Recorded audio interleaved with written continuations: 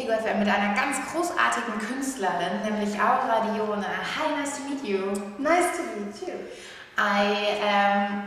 When you came out with your single, I Will Love You Mondays, I think everyone in Germany just sang and will sing this song. Did you ever expect that I Will Love You Mondays is such a big song? Well, I do believe that a good song always finds its way out, you know. But I've been writing songs since I was 6 years old. And for me, it's, I've written so many songs, over 100 songs. Yeah, maybe 1,000 songs, I don't know, but a lot of songs. So you never know which one it is that, kind of takes you to the next level. But it's fantastic. It's a dream. Yeah. You just said that you wrote your first song. It was when you were at the age of 6 years old. Mm-hmm. What was it about, your first song? Well, my first song was, I think I was leaving my best friend. I was moving away from her, and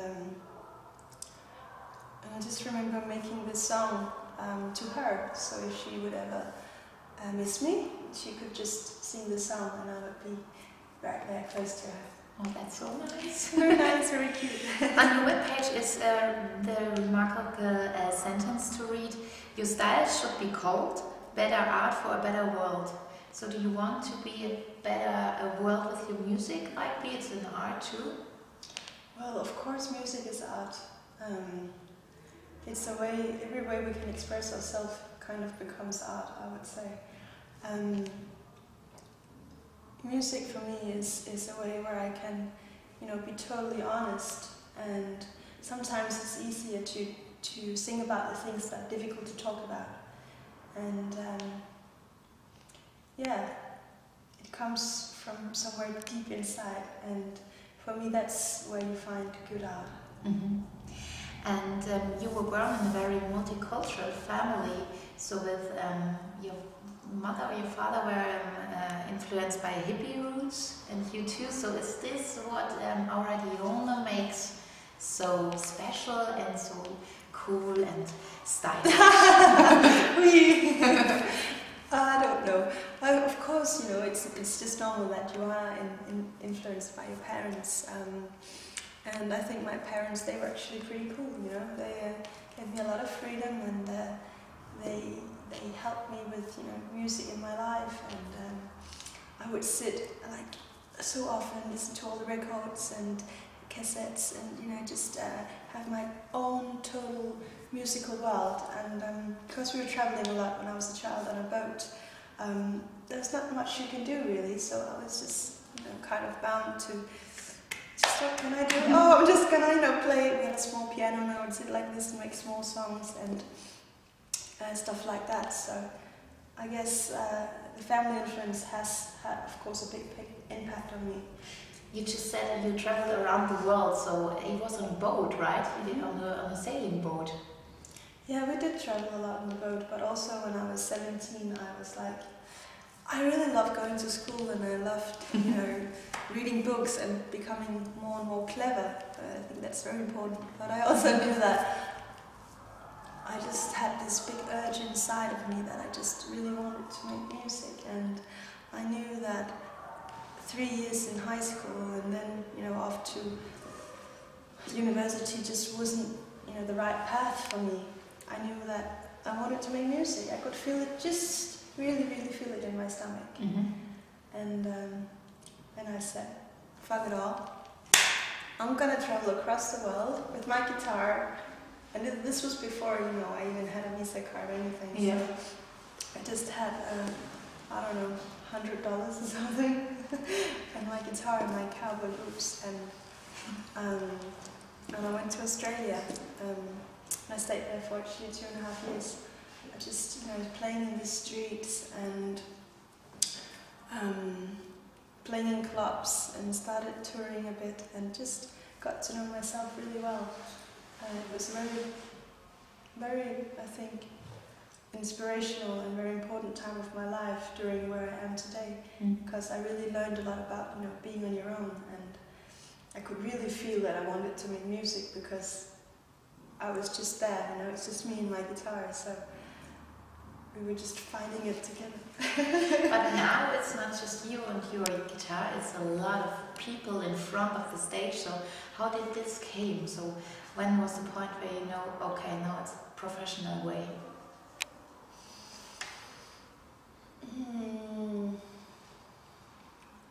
Well, it's been small steps, I would say.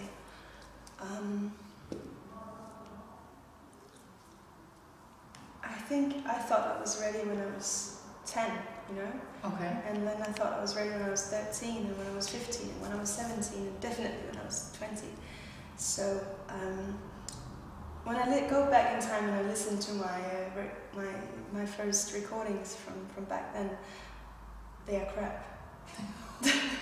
So I know I wasn't ready at that time, but I guess I just always believed in it, and now, you know, it's not crap anymore. It's actually really good. It's really good. It's so, really good. So it's just, you know, about keeping up the fight and just, you know, keeping faith in yourself. And how did you get your first record? How did you get your first contract? Well, I was signed the first time when I was 18, I think, maybe younger, and it wasn't the right thing, so nothing really came out of it. And from that experience, it really taught me that I needed to be very careful, because I do write my own songs, and I do my own, you know, my own clothing, and I do my own music videos. I write them. I do kind of all the visual and all the audio, all the music, and for me it's very important to be in control, because I know exactly what I want to give my fans, and therefore nobody is to, you know, give me their directions, because I know what I would like to do, and I needed to find somebody who could help me with that, and who had to believe in me, and who would give me, you know, that, you know, who was not gonna be scared of me, you know, getting in control and saying, oh, then I want to do a video with a lot of shoes, and oh, now I wanna, you know, I wanna do like a big concert. Can we have trees that are cut out in white in the background, and can I have a lot of balloons, and can I would like to have banjo on this track, and should we like try to cut it up and make it, I would like to do a rap actually, and just, you know, be really careful, and no, playful and not careful. So it took me some time to find that person or this record company, but in the end I found it, and of course I have to hit my hand hard on the table sometimes, but I really know what I'm doing, and it's me, and this is my passion, and this is the reason I'm here. So yeah, and it works very well. Yes. And your song "I Will Love You Mondays," you were followed by numbers of shoes in the video you just talked about, and it was your idea, I think. So how many shoes do you have? So is this your big hobby to have a lot of shoes in your home, or was it just a funny idea? No, I think the song is quite funny. You know, it's a song about relationships, and the way I produced it, I first thought it was going to be a duet with me and somebody else. But in the end, you know, I kind of found out that relationships,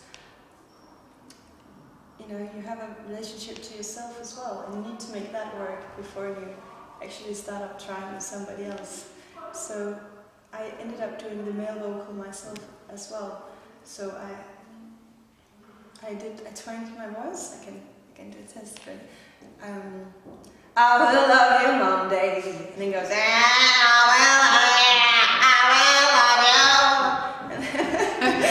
just pitched it down and made it into a tune with myself. It's just a little, you know, it's a little strange and a little funny, and I think it works really well. So I thought for the video, you know, we're always chasing the perfect guy, or the perfect outfit, or the perfect job, or perfect pair of shoes. So, you know, for once it would be nice, and I could be chased by not one, but 30, 40, 100 pairs of perfect shoes. Yeah. And you're designing all your clothes on your own. So is this what you wear, actually your own design? That's actually not the truth. I do make clothes, but as it is now, I don't have any time for it. Okay. And also I'm just, a very creative person, so I don't really think of it as, it's just part of who I am. It's, of course, I do think it's important that my fans get to get the visual expression as well of aura, me. So I really like the fact that I can give them not just something for the ears, but for their eyes as well. But I've always been dressing like this, ever since I was a small girl. And you told us before that you've been to a lot of places in the world, and you traveled with you and your guitar. And now on stage tonight, you've got a band around you. So is it very different to play with a band? Is it nice? Or do you say, well, it's okay and it's great to be on my own with my guitar too? Oh, that's a very good question, actually. It's nobody has asked me that question before. And there is a big difference, because when it's just me and the guitar, it's like it's us, and we're together with whoever is listening, and we're just having this party. And now I'm like having a party on stage, and it all has to work together. But I really love the fact that all the electronic vibes of my music can happen with my band, because I can't do that with my guitar just. So I love the fact that it really comes out of me, out of the speakers, and it's true to my record. Okay. So, and at the end, we want to know our Dione on you personally. So I've got a few questions. Quick questions, okay? How expensive were your most expensive pair of shoes? Are you sure you want to know? Yeah. I'm not sure I want to know. Yeah.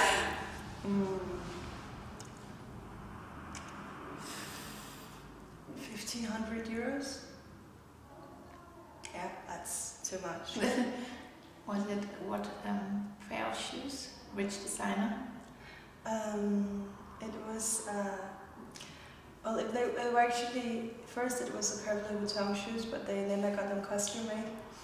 So I had them with a lot of stones on them, and just did some redesigns. They're really, really crazy. So it ended up being a crazy cost, yeah. Was your first love a sad or a happy love story? Well, the first guy I ever kissed, we kissed for 2 hours. It was at a party where you can only drink soda, right? And then after 2 hours, he just kind of just like this to me, and he says, "I'm sorry, I can't kiss you anymore. I like someone else now."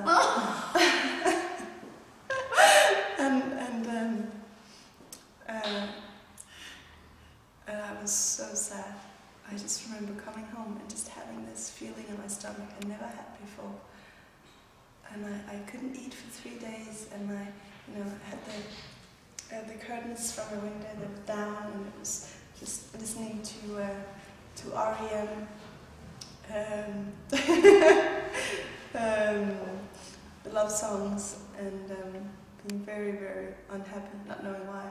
That was my first experience with a broken heart. It's a sad love story. It's very sad. How old have you been on your first kiss? Well, I think my first kiss was probably my mother. Oh. Okay. Keep it private. What's your favorite day in a week and why? I would say as things are now, because I'm traveling so much, and sometimes the weekend, becomes a Monday or a Tuesday or a Wednesday because I have concerts, and it feels like a weekend, right? And other times I call people on a Sunday and go, "Hey, why is your shop not open?" And they're like, or it's Sunday. So I must say these days I'm a little bit confused about weekdays. But if I was to choose a day, I would say I really enjoy the Fridays, and of course, because you can just feel how it changes people's mood, and if you go out, you can just feel this excitement about the city. But also, I think Wednesdays are pretty cool because, you know, it kind of keeps you in between. Yeah. It feels like it's almost weekend, but it's not really weekend, and also you can have great parties on Wednesdays because they are in between. Okay. No, but you know, have you never had a party on a Wednesday? It's like the clubs. Some clubs are open on a Wednesday, and it could be some weird parties, but some good ones. Yeah. And Wednesday, I think it sounds beautiful. Okay. And you just told us you have a lot of tours. So 5 things you've got on your tour bag. So can you tell us 5 things you never travel without? Definitely have 5 pair of shoes. Besides that, definitely also have 5 pairs of hats. And I also have 5 dresses.